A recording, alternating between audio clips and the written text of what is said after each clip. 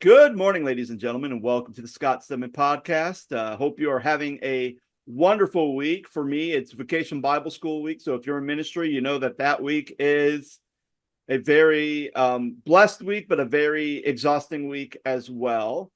So because of my exhaustion, Micah is going to be taking over this episode of the Scott Stedman podcast. So Micah, how are you doing today?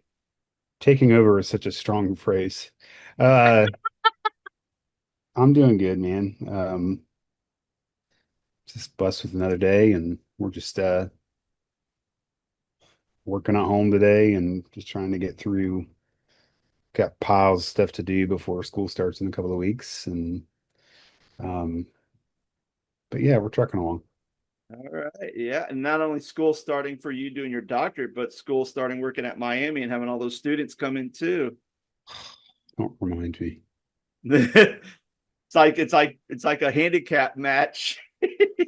Have I ever asked you if you've been to Oxford? I went there one time to visit a student there from camp, and it was like 8 o'clock at night, so it was dark. So as far as visited, I was there. I didn't really see much because it was all dark. Well, if you look at the map, like there's three ways into Oxford, Mhm. in and out, right? And so like you can imagine 20,000 students trying to move in all at once, all on the same day. Uh, and then us as employees who work there those days, when they move in, it's like, oh gosh, we've got to get out of here. And so there, you figure out some shortcuts and some, you know, like for us, I'll go pick up Alicia's and her building, which is on the other side of campus. But what I'll do is we can hang a right out of her building and we can go up and go past the football stadium. And then there's this road that takes us all the way out, and like we completely bypass Oxford. Mhm. And not very many people take that route. And so it's like, oh, it took us a while to learn that because it was like first couple of years was rough trying to get out of Oxford because people were just and it amazes me because I used to work on a housing office years ago. But the first thing that I would see is these parents bring these U-Haul trucks for their kids. Oh my I'm like, gosh.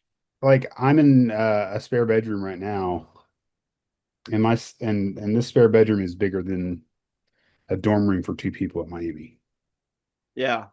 So I Well, and imagine, I mean, when you say U-Haul truck, are you talking about like the little small ones? Or are you talking about like the big, like frighter ones that like you buy to move like a four-bedroom house? uh, I don't probably the smaller one, Man, I but can, still, yeah. people Still, are it's trying to bring in couches and futons and uh, microwaves and all those things, and I'm like, man. But anyway, yeah, I digress. yeah, wonderful. Yeah. So, um, yeah, goodness, I definitely don't miss those days of move-ins to school. Uh, and not only that, like moving in and then people are helping you trying to move your stuff to your room, and then sometimes it gets lost, and that's why, like, when iPad, my parents are adamant about putting my room number on every single side of the box, even at the bottom. So there was no mistaking which box went where. So I always got all my stuff, but sometimes I'm like, whose stuff is this? It's delivered to our door. It's not mine. So, goodness. All right. So, Micah, what are we talking about today? So I know that we often do, recap episodes like Thanksgiving, where we talk about what we're thankful for, episodes that we're thankful that we've done. End of the year, kind of, this is why we've done this, and, kind of expressing gratitude and recapping the year, right? And so I kind of had the idea, after we had Steve Roby on last week to kind of do a recap of like his episode and try Yeah. to share our thoughts about what we thought, how he went about it with his church transitioning out of the Church of God, how the state responded, how their state pastor responded, how um, everything kind of went smooth for him. Mm-hmm. And how it was like a long time coming, but regardless, it was. it was done very well. And I just wanted to get your thoughts, and I can share mine about how we thought that that went, and then how we thought that that podcast went. Mm-hmm. Yeah. So my initial thoughts on the last episode was interesting because, again, like with my dissertation, I'm working on transitions, leadership transitions. So hearing Steve talk about the transition that his church went through from restructuring the elder board to restructuring some things within the church to the point where it got to the point where it's like, okay, well, we're going to reconstructure and no longer be associated with one denomination to go with another denomination. Um, the way things went smooth, and I think a lot of times it was the idea of, you know, it was the idea that it took a long time, like almost 11 to 13 years, this whole process had been going on. But even the fact that through this transition that this church went through, it was all about communication, doing things humbly. Like it wasn't Steve kind of being a driving force saying, we got to make these changes now. It's like, here, let's talk about it. Let's look at the scriptures. Let me share how I understand the scriptures. Let me learn how you understand the scriptures. Let's talk about it, and then we can kind of, and if we're all in agreement, here's the changes we're going to make. Let's really communicate that to our congregation so that they're on board with the changes. It was just kind of this long but slow process, but also a healthy process, that all these changes that was happening through this long history, everybody was kind of on board. Everybody was kind of still, there's probably sometimes where people had questions, but for the most part, everything was done with humility, with grace. And again, the scriptures and their relationship with Christ was at the forefront of everything, every logistical decision that they were making with their church. So for me, that just seeing how that process went really lines up to a lot of the things that I'm researching, a lot of the things that I'm studying on kind of what are the core things that makes a good, healthy leadership transition. We're seeing that play out with a whole entire organization. So I thought, so that was like my initial response, like, okay, like this all makes sense to me. Yeah, I think one of the things that surprised me most, and I know that Pastor Bob Neese because you were in Virginia. Mm-hmm. I know him. You know, he preached um at my mom's funeral. He was one of Mm-hmm. the pastors that spoke at my mom's funeral. Um, I was surprised at how he responded when Steve presented everything. Mm, And then his response of like, well, if he was talking about pretty much like if the Chaga Firm stuff goes national, that for the state of Virginia is just going to be like, we're done, we're splitting off. And so, and I'm paraphrasing here, but like I think that Scott, or not Scott, but Steve, yeah. rather, or Scott, Steve rather said that Bob told him that if he was in his position, he would do the same thing. Um, so what did you think of that? I mean, did you think, knowing Bob the way that you do? Yeah. So I mean, so I don't know if I'm shocked by Bob's response to Steve about that, because I know my interactions, especially from the good and the bad and the ugly in ministry, both what I went through and even just some of the things we saw in the state, Bob is pretty grounded in his faith and pretty grounded within, you know, the culture of Virginia, knowing whether it's a city, whether it's, out in the country. He's pretty good handle about the type of people that minister, the type of congregants that usually attend a Church of God church in the state of Virginia. So it's not surprising that Bob was like, okay, yeah, if that's the way you're going to do it, that's it. Because again, everything is driven by everything's driven by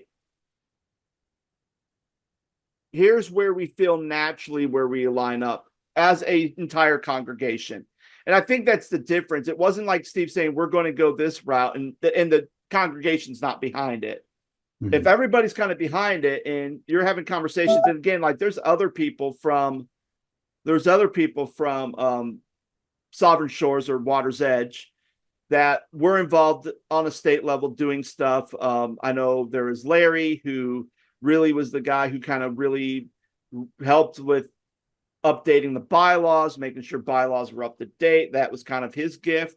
So, for him to also kind of be on board saying, hey, this is the kind of way it's going, like, I think, Bob's initial response is not, hey, this is a Church of God church, and that's another church that's leaving the Church of God.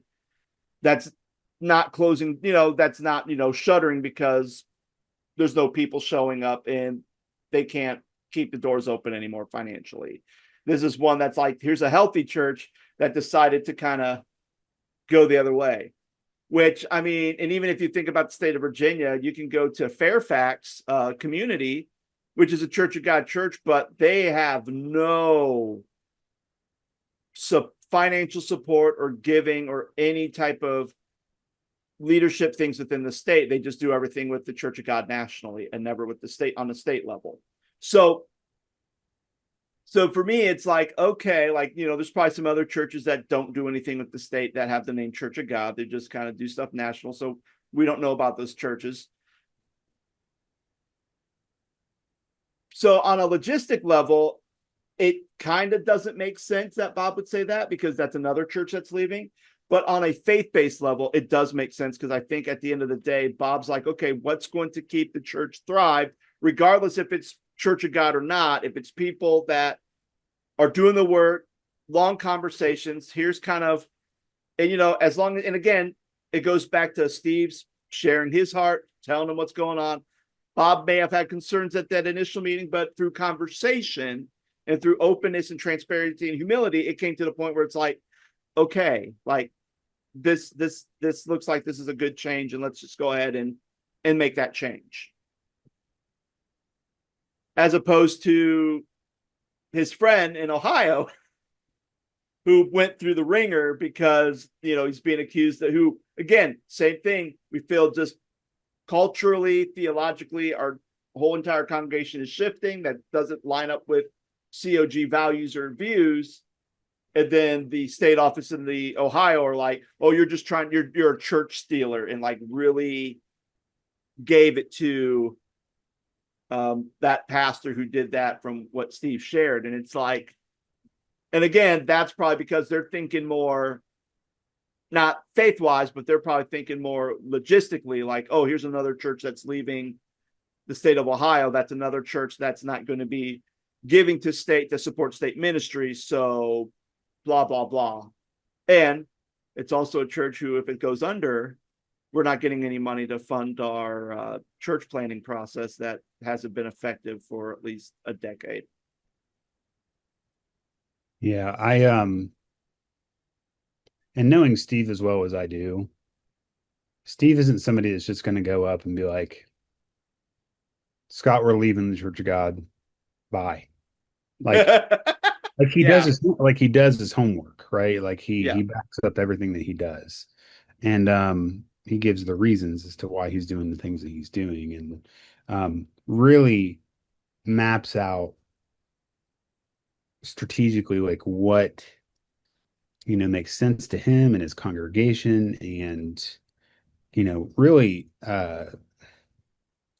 puts the effort into presenting something. And I thought it was really neat to hear how receptive Bob was. And I know Bob really well. But in respect to church business, I don't know because I haven't, really had to do business with him because I'm in Ohio and he's in Virginia. But knowing what I know about Bob, he's a very mellow guy. He's not a guy that would, you know, be super confrontational or anything like that. And I thought it was very refreshing to hear that even after Steve got his blessing to go ahead and change church, leave the Church of God, etc., that he would still get coffee with him, that he would still have conversations with him, that he would still do anything that he needed him to do if he needed anything, like just assistance in respect to the church. And it's what we should do, right? It shouldn't matter what the name is on top of the door. Um, if a church is hurting down the road and we need to go help them, then it shouldn't matter. So anyway, um, I thought that was very refreshing. I I appreciate what Steve said in respect to the idea of, you know, you mentioned a moment ago, but like really taking their time and really thinking about their bylaws and really thinking about, um, is everybody on board with this? And it wasn't just like an overnight thing, right? And the idea of that stuff takes time anyway, but you can push your way through things, and without the blessing of God and your people that you're shepherding, then it's just not going to work. Uh, but anyway, what did you think of that as far as like, you know, it he didn't shoehorn it. He just, everything was thoughtfully and prayerfully done in an attitude of reverence. And like Steve said, he has no ill will for the Church of God. He has plenty of Mhm. friends in the Church of God. It's just theologically they just differ. Yeah. And it's one of the things I think that's interesting too with the whole theologically conversation is the fact that when Steve was coming up, to be a minister, he attended was it Braille or He town, right? was the children's minister at town, and then he was the youth pastor at town, and then he was the associate teaching pastor at town. Okay, so it's all town because they're Yes. both they're both in Middletown, so that's what I'm trying to get. Correct. Correct. That's why Correct. I was trying to make sure I'm saying the right church. Yeah. But the fact that Steve kind of went to that church because his wife was a member there, And and Steve was a especially, believer at the time. yeah, and the fact that his view regarding women in ministry is opposed to the historic Church of God view of women in ministry. And in his upbringing there, he never thought that that was an issue because it wasn't modeled at that church. The pastor and all the leaders were men. Uh, when he went to go through his ordination process, that's when they kind of mentioned it. And even when he kind of said, well, I don't think this is going to be a good fit because here's what I believe. Here's what I believe scripture. And again, not being like aggressive or angry or anything, just kind of say, hey, here's what I believe.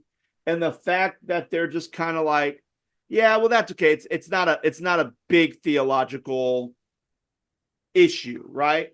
I know that you got your ordination before me, your Mm-hmm. credential. Was the women in ministry conversation even a thing at that point for you? You know what? I can pull it up right now what I wrote. I still have my ordination paper. I mean, I still have mine too. However, in my But I have to see if that was one of the things I had to write yeah, about. I have a point though. I was gonna Yeah. just, I was thinking like, we uh there was really a push a couple years back for the whole women in ministry thing in the Church of God, like supporting Yeah. it, pushing it. We need more women pastors, XYZ. And I remember them making a huge deal in my review about women in ministry, Yeah. especially in my paper. And so Mhm. um that's why I'm asking if they even, because So because Steve got ordained before me, I got ordained after Steve, you got ordained before both of us, I believe. I think so, or maybe I think I did. I think I did get ordained before Steve did. Here's the thing: when I went, and again, Steve got ordained through, and again, the way ordination works within the state of Ohio is even though the state of Ohio will give the blessing and saying, yes, we approve it, and then it goes to national at Anderson, um, at the headquarters, the Church of God headquarters, it's all done through the districts because Ohio's such a big state, all the credentialing things done through districts. So I got mine stuff through Central, and Steve got his through Southwest. Sure. And if he went through the same process I did Leadership. before the more leadership focus, um, looking through my ordination paper that I had to write about the 12 Church of God views, women in ministry is not one of them. So the fact that historically Church of God has allowed women to become ministers, at least in the early days before leadership focus, that might have been a conversation you might have had like with your mentoring pastor or maybe within the credentialing board, but it wasn't something that was a theological challenge to being ordained. Mm-hmm. I mean, so with that being said, knowing that, and I think this is kind of where I'm going with this part is, the Church of God historically believes that women are called to be in ministry. And again, I'm not disputing that, but they allow people to go through the ordination process who clearly stated, as Steve kind of said, I don't think scripture says that women can be ministers from his understanding of the scriptures when he reads it and how he understands it, interprets it. Again, does it very politely. And they say, well, that's okay. And then they ordain him anyway. And then flash forward to now we have the Justice Equity Task Force giving up their findings about women in ministry and racial reconciliation within the Church of God. And the big thing that they're pushing is the having a woman speak at your church, which I can see how that can be an issue, especially if you have a lead pastor who doesn't believe women should be speaking that are in the Church of God because it wasn't a theological issue that was discussed when they were going through ordination. And because of that, it only makes sense to me that the direction that Steve went with his church was because that whole entire church and that culture kind of felt the same way about that. And the fact that, he said that when they asked about, well, what if there are pastors who are not open to this? And they just kind of sneered and, the Jet Force kind of sneered and said, well, we're going to make almost like a very much like, hey, like very kind of like a condescending remark from at least what Steve said. It's kind of, it doesn't, I mean, for me, it makes sense on why they made the decision that they were going to make that transition anyway, because the culture of the church and even the person who's running it just don't see that as a big thing. And whether it's a theological issue or a more of a biblical issue, that's a whole different thing. But the fact that if Steve got ordained after me and kind of like right when leadership focus was just starting to get on its wheels, then it makes sense that we have how many pastors we have in our movement that probably have a view of women can't be ministers that are actually active in the Church of God, because it never was brought up in the first place. Or if it was brought up, the people who were the heads of the credential boards like, oh, it's okay, not a big deal. Which again kind of goes back to the Church of God just kind of being loosey-goosey with certain things and not having a good standard code of what they need to do. And then eventually when something happens, then a fire comes out, and then all of a sudden they're panicking to put the fire out. Well, also too, like how today,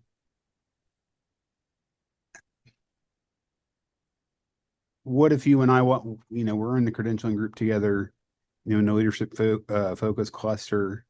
together, we finish, we write our papers, and we say, hey, we're not into women in ministry, they wouldn't ordain us, right? I mean, is that fair? Yeah. I mean, do you think that would be the outcome? I mean, I think they I would. Well, at first, I think they would. Honestly, I think they would be like, well, maybe you want to rethink this. Maybe you want to rewrite this paper. Maybe you want to, yeah.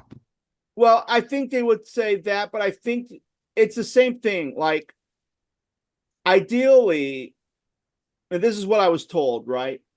Ideally, when we as pastors have to take a Bible test, like 100-question Bible test, to kind of test our knowledge of the Bible, and you take this test, and let's say out of 100 questions, you miss like 3 questions,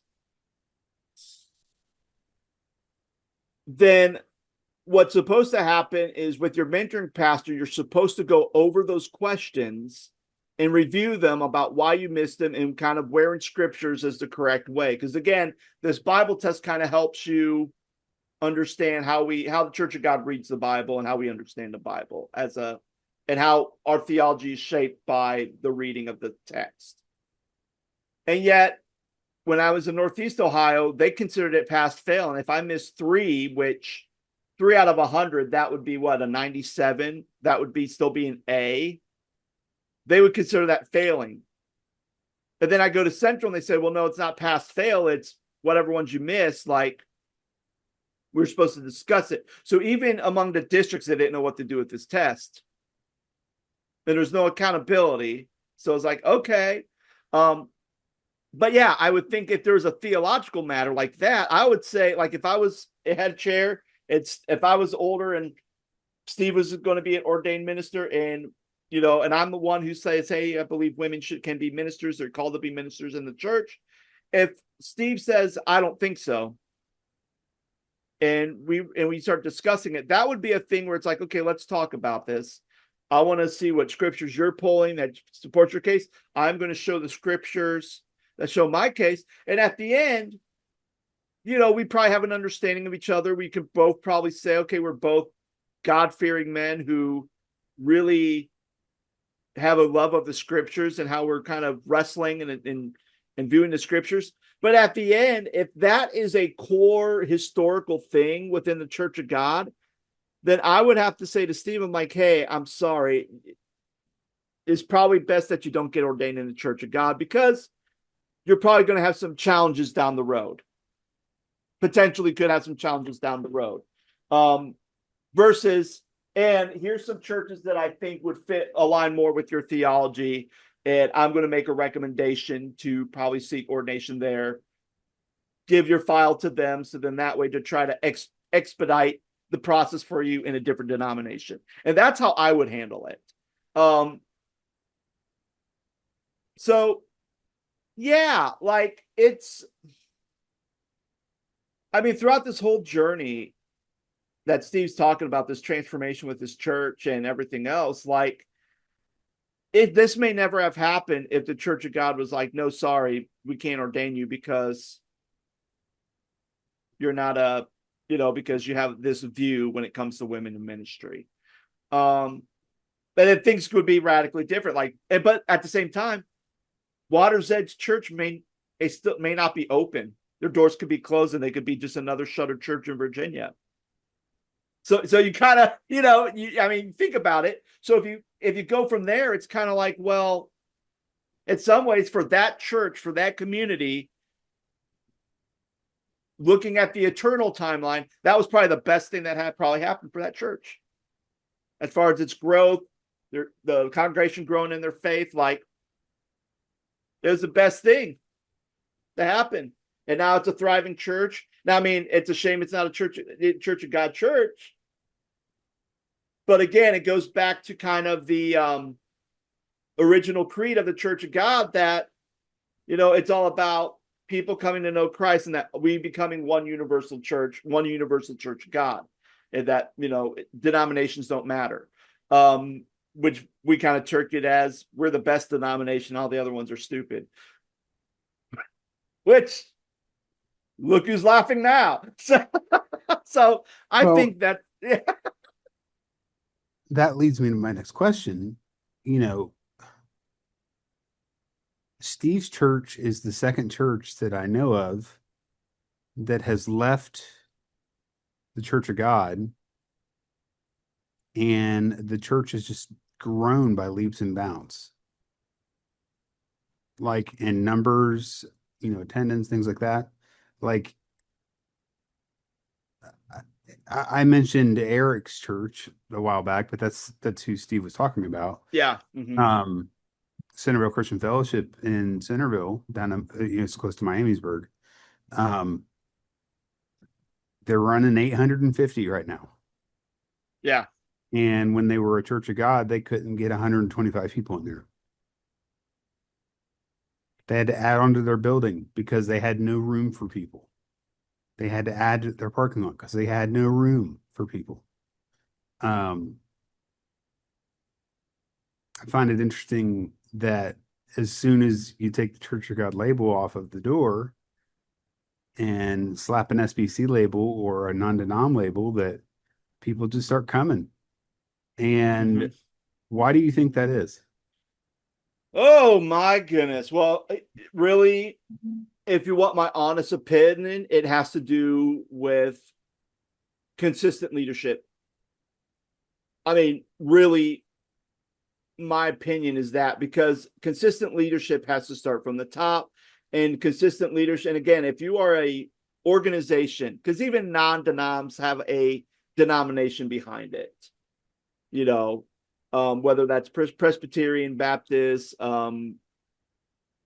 mostly, but a lot of non-denom churches mostly are rooted in in Calvinistic thought. So most of them are, or Reformed theology. Um, but regardless, when you look at all those other things, they have a very strong denominational leadership aspect to them. And what I mean by that is, let's take ordination again. You have the top, and they're basically saying, this is the way we should be doing ordination. Here are the things we want to focus on. Here is what we believe theologically. Here's what we believe. Here are some of the historical factors that need to go into this. And we need to make sure that any person that wants to be ordained within the Church of God, that it is all aligned with this teaching. And so if I'm saying nationally, this is the way it is, then that goes down to the state, and then the state is responsible, especially if you're a large state. You need, and you have multiple districts. You then have to make sure that everybody is clear about what we're doing. That's one of the reasons why leadership focus is probably a big part of the whole ordination process within the Church of God, because it gave a timeline and it gave some logistical guidance to the whole process. So you know what you believe, you know everything else. And then at the end of it, if there's some things that don't match up with the Church of God, we could say yay or nay. And then that's it. But if everything lines up, then it's like, okay, good. So with all that being said, when that is cleared from the top and going down to the bottom to your state level and even to your district levels, that kind of helps give a coherency. So we're not running into these issues where we now have to have a task force go by and go, okay, what the heck happened? How come we have so many pastors in our movement that don't think women can be pastors when that was one of our core influences as a movement? Or why is it that we have a group coming in talking about LGBTQ stuff when Church of God historically has been opposed to that? Then we have that in writing. So needless to say, it goes from leadership from the top to the bottom. And then the second thing is that they have denominations that actually care for their congregations, they care for their churches, and then they care for their pastors. Meaning that when I pay my dues, I'm not just like, okay, cool, you paid your dues, good job, you're in the yearbook, and that's the end of it. Oh, your church is signed up, cool, 501c3 status is still good, and that's the end of it. Like the fact that there are materials for you to go and go. There's some leadership opportunities for you as a pastor, whether they're free or discounted. There's a lot of other resources that you can use to help better your congregation, better your church. And if you have to pay for or buy into something, it's there. And even the fact that within the Baptist or Southern Baptist, ordination happens at a local level, which is basically the purest form of discipleship. And I think with the Church of God is we say, oh, you want to be discipled? Okay, here. You got to go to this, you got to go do this. Or discipleship, we just say, well, you're a Christian, so you're good. And it's like, okay, like, and within the UMC, oh, you want to be discipled here. You need to take, are you a member of the church? No, you need to take a new membership class so you can learn about what we believe, learn about this. Here's how we do things. Here's how we operate. And there's a lot of people who go into these Church of God churches and have no clue how the organization operates because it's so willy-nilly. I mean, the only thing they do know is that, oh, I get to vote because everything's autonomous. But other than that, like, there's no structure. I mean, the structure of the Church of God is basically building a house on the beach made out of pull apart Twizzlers.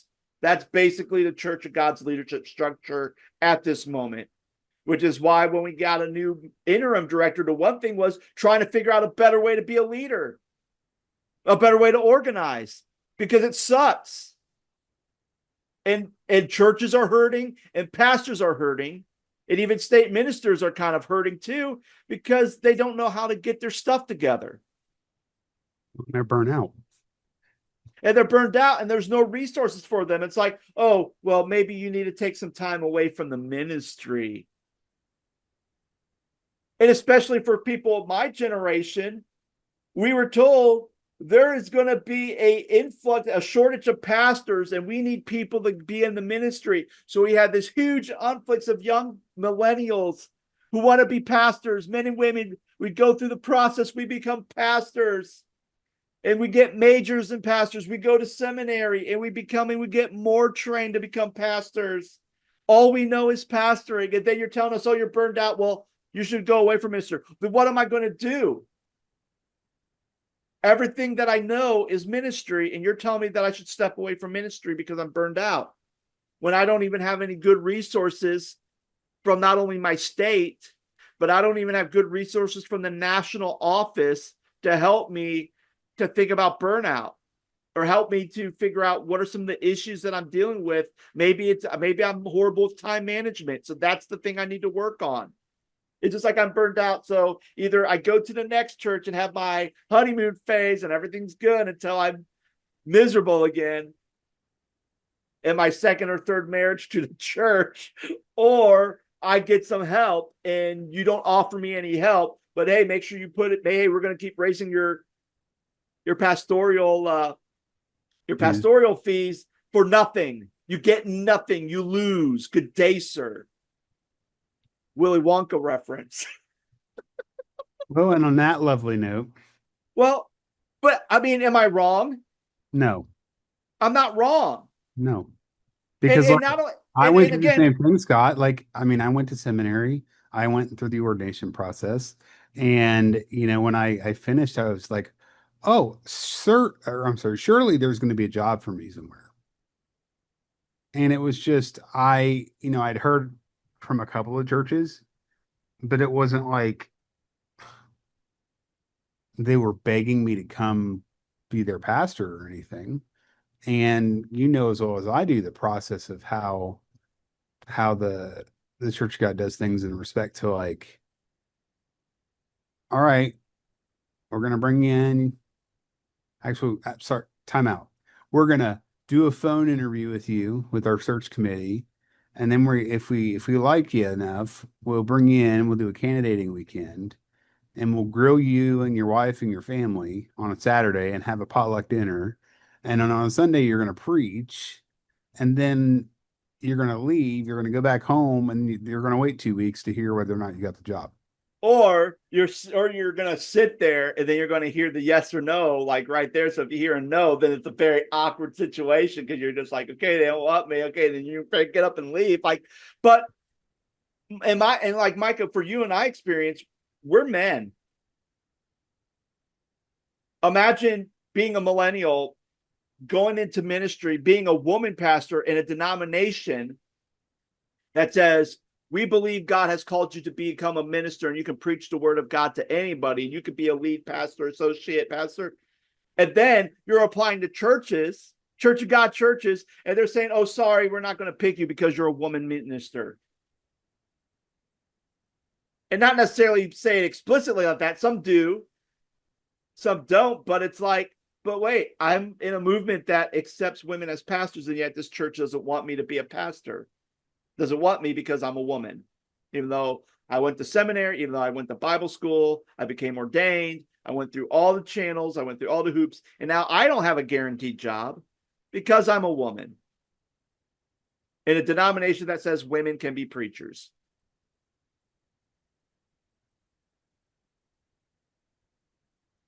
And what does the Church of God do? Well, we'll have a special Sunday in February where we'll encourage churches to have a woman speak at your church, and we'll give a list of all these churches where they can contact you. Oh, so I'm struggling to find a church job, but that's okay. I get to speak one Sunday in February, hoping that's going to change the congregation's mind about women pastors. And eventually, maybe they will call me and say, hey, we want you to be our pastor. I mean, frankly, I'm surprised there's not more Church of God churches that are in this process of leaving the movement. I think I've noticed more of a passive aggressive approach in respect to not directly leaving the Church of God.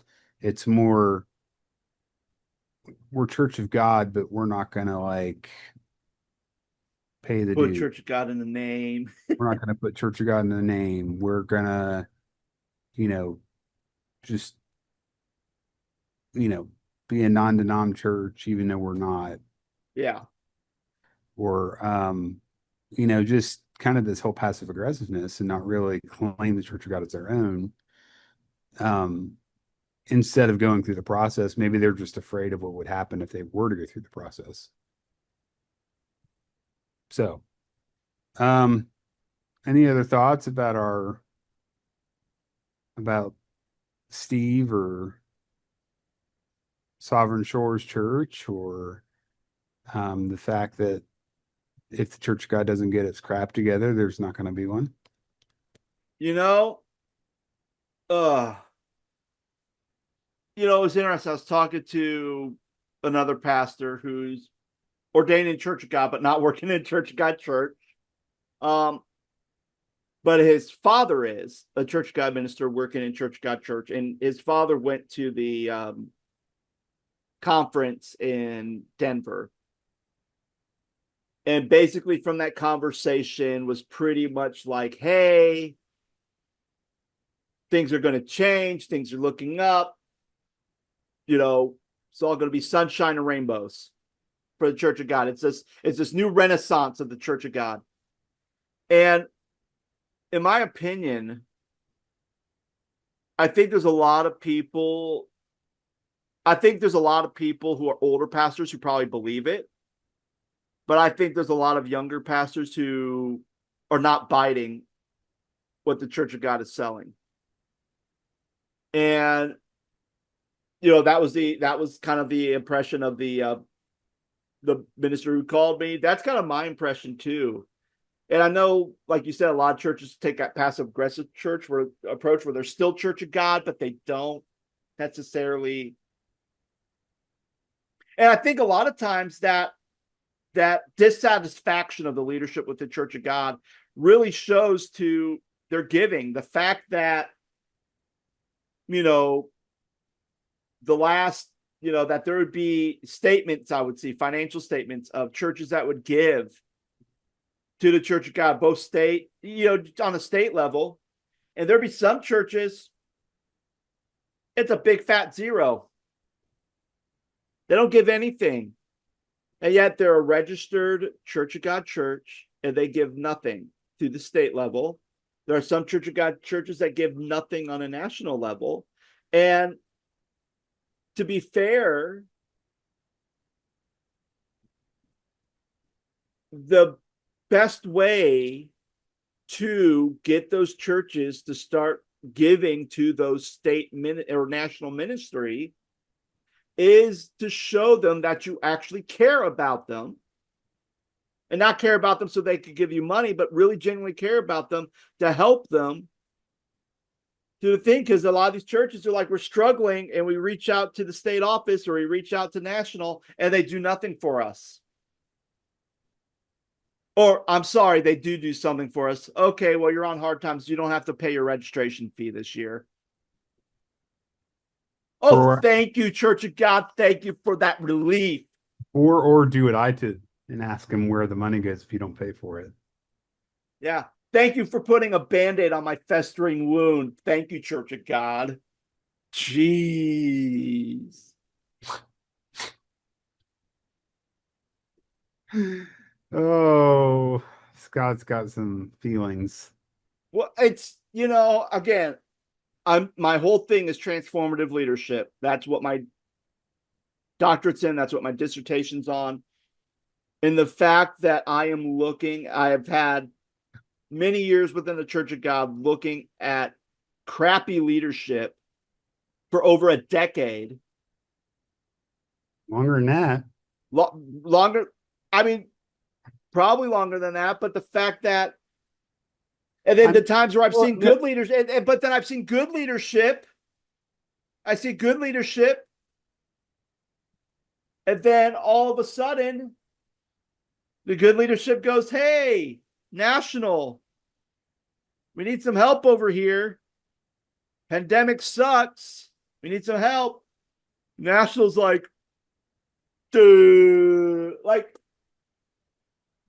and especially when it comes to ordination, like the whole ordination thing with the Cog Affirm stuff, like even how that's been handled has been atrocious. And regardless of what your feelings are about that whole thing, the fact that there could have been a better, more Christ-centric way of handling that, of dealing with those who have those things, and the fact that they have been done horrifically. Like, I don't think I've ever heard a story of someone who had to go talk to their credentialing board about losing their credentials over the Cog Affirm stuff and say, oh, it was a very positive experience. It was a very Christ-centric experience. And we just mutually decided that we had different ways and we're just going to walk away from each other. Like nothing like Steve and Bob and having that conversation about his church going with a different denomination. That was beautiful. That was mutual. That was like, okay, let's talk about it. Let's work something out. Great. Everyone else, nope. We're out for blood.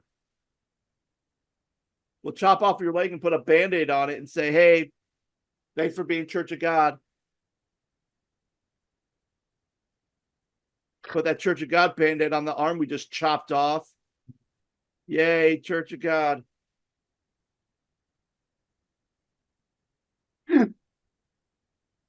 That cleansing fountain that we sing about is actually filled with the blood of the pastors that the Church of God has butchered. We need to wrap this up. Jeez, this is gonna be. I'm gonna get in so much trouble. Oh, God. I'm gonna get in so much trouble, but you know what? All right, friends. Scott's gonna wrap it up here. All right. Yep. Thank you so much for listening. If you like this podcast, give us 5 stars. And again, let us know about kind of the journey, Steve's story. What did you think about it? I mean, we talked about it last week. You're going to hear our recap. You're listening to our recap now. What did you think about it? And especially if you're a Church of God person and you're hearing my rants about the Church of God and their leadership, well, we would like to hear about that too. Am I crazy or am I right? I'll let you decide. All right, friends, take care. Have a great day. God bless. Bye. Thank you for listening to the Scott Stedman Podcast. The Scott Stedman Podcast is made possible by support from our listeners. We thank listeners like Patty and Scott, whose support goes to this podcast's continual growth and maintenance. If you want to support this podcast, you can do so in a number of ways. First, feel free to give us a 5-star rating if you enjoyed this episode and share it with your friends. If you'd like to financially support the Scott Stedman Podcast, you can go to the website ko-fi.com/the Scott Stedman Podcast. That website again is ko-fi.com/the Scott Stedman Podcast. Thank you so much for listening.